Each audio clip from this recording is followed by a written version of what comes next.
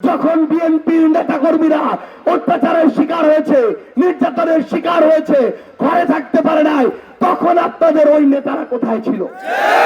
তখন আপনাদের ওই নেতারা হয় ঢাকায় ছিল, না হয় লন্ডনে ছিল।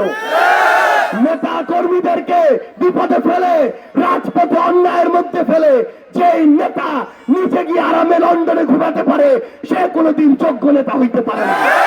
একজন অটো চালকের ছেলে শুধুমাত্র একজন অটো চালক হবে, সে কোনোদিন ব্যারিস্টার হইতে পারবে না। আমাদের ওই চিন্তাটার পরিবর্তন করতে হবে। আমার একজন শ্রমিকের সন্তান, কৃষকের সন্তান, মজুরের সন্তান একদিন ডাক্তার, ইঞ্জিনিয়ার, ব্যারিস্টার, বিচারক হবে। শুধুমাত্র ব্যারিস্টারের ছেলে ব্যারিস্টার হবে না, ডাক্তারের ছেলে ডাক্তার হবে না, ইঞ্জিনিয়ারের ছেলে ইঞ্জিনিয়ার হবে না। আমি আমার ওই চাচাকে সম্মানের সাথে প্রশ্ন করতে চাই, বিগত 16 বছর ধরে যখন বিএনপির নেতাকর্মীরা অত্যাচারের শিকার হয়েছে, নির্যাতনের শিকার হয়েছে, ঘরে থাকতে পারে নাই, তখন আপনাদের ওই নেতারা কোথায় ছিল? তখন আপনাদের ওই নেতারা হয় ঢাকায় ছিল, না হয় লন্ডনে ছিল।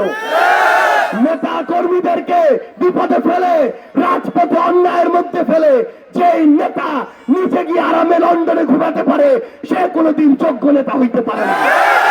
আমরা আগামীতে ওই বাংলাদেশ চাই, যেই বাংলাদেশে কর্মীর আগে রাজপথে নেতা তার বুক পেতে দিবে গুলি খাওয়ার জন্য। আমরা আপনাদেরকে বলতে চাই, শুধুমাত্র একটা ভালো মানুষ আর যোগ্য নেতা কোনোদিন এক জিনিস না। একটা মানুষ ভালো হইতে পারে, কিন্তু সেই ভালো মানুষ যদি তার জেলা, উপজেলা, ইউনিয়ন, ওয়ার্ডের নেতা কর্মী যারা চাঁদাবাজি করছে, দখল করছে, হুমকি দিচ্ছে, মানুষকে মামলা দিয়ে হয়রানি করছে, তাদেরকে যদি ওই ভালো মানুষ নিয়ন্ত্রণ না করতে পারে, সে কোনোদিন যোগ্য নেতা হইতে পারে না। আমরা স্পষ্ট করে একটা কথা বলতে চাই, তারেক রহমান মাত্র 20 জনকে অন্য দলের জোট সঙ্গী হিসেবে মনোনয়ন দিয়েছে। এর মধ্যে 18 জনই তার কথা না মেনে আবার বিদ্রোহী প্রার্থী হয়েছে। আমরা স্পষ্ট করে বলতে চাই, সেই হচ্ছে যোগ্য নেতা, যেই যোগ্য নেতা একটা কথার উপরে ভিত্তি করে ওয়ার্ড পর্যন্ত নেতা কর্মীদেরকে ঠিক রাখতে পারে। কিন্তু আমরা এই বাংলাদেশে কি দেখছি?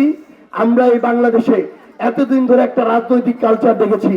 এখানে আমার অনেক কৃষক, শ্রমিক ভাইরা আছেন, 2 মিনিট মনোযোগ দিয়ে শুনবেন। আমার এই এলাকাটাকে আগেকার রাজনীতিবিদরা শুধুমাত্র নিচের আখের গুছানোর জায়গা হিসেবে ব্যবহার করেছে। একটা জিনিস লক্ষ্য করেন, আপনার এই এলাকায় এখন অহরহ মাদক পাওয়া যায়, যেই মাদকে আপনার সন্তানেরা মাদকাসক্ত হয়ে তার ভবিষ্যৎ বিপর্যয় হয়ে যাচ্ছে। আপনার কি মনে হয়, নেতাদের শেল্টার না পাইলে, আশ্রয় না পাইলে এলাকায় ভাবে মাদক ছড়াইতে পারতো? এরা হচ্ছে সেই নেতা, যেই নেতারা দিনের বেলায় মাদকের বিরুদ্ধে কথা বলে আর রাতের অন্ধকারে মাদকের ব্যবসা লাভের ভাগের টাকা নেয়। এরা হচ্ছে সেই নেতা, যেই নেতারা আপনার সন্তানকে মাদকের সাম্রাজ্যে ফেলে দিয়ে নিজের সন্তানকে লন্ডনে গিয়ে পড়াশোনা করায়। যারা এই ভাষায় কথা বলে তারা মনে রাখুক, এই একই ভাষায় যখন পূর্বের স্বৈরাচার কথা বলতো, তার কিভাবে পতন হয়েছে, তার চেয়েও খারাপ পতন আপনাদের হবে। তাদের পালানোর জায়গা ছিল, আজকেও তারেক রহমান বলেছে আপনাদের পালানোর কোনো জায়গা নাই।